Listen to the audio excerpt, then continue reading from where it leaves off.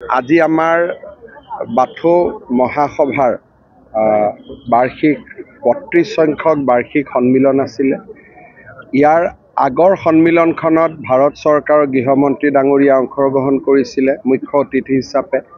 আজি মোৰ অংশগ্ৰহণ কৰাৰ সৌভাগ্য হ'ল।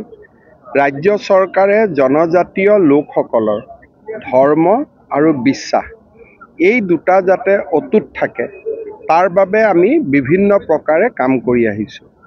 বড়োসকলৰ ব্ৰহ্ম আৰু বাথৌ, কাৰ্বিসকলৰ নিজৰ ধৰ্ম বিশ্বাস, মিচিংসকলৰ নিজৰ ধৰ্ম বিশ্বাস, দেউৰীসকলৰ নিজৰ ধৰ্ম বিশ্বাস, ৰাভাসকলৰ নিজৰ ধৰ্ম বিশ্বাস।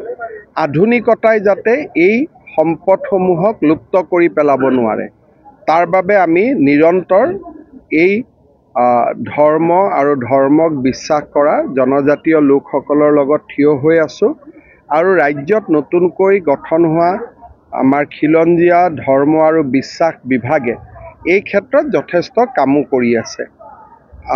কেইবাখনো বাথৌ থানচালি আমি কৰাত সহায় কৰিছোঁ। আজি মই আৰু 100খন বাথৌ থানচালিৰ কথা কৈছোঁ আৰু ডাঙৰ বাথৌ থানচালি কোকৰাঝাৰত যি ধৰণে নিৰ্মাণ হৈছে, গোৰেশ্বৰ, চিৰাং আৰু ঘোঁৰামাৰা বা তেজপুৰতো নিৰ্মাণ কৰাৰ কথা আজি মই কৈছোঁ। আৰু এইটো আমাৰ এটা নিৰন্তৰ প্ৰক্ৰিয়া।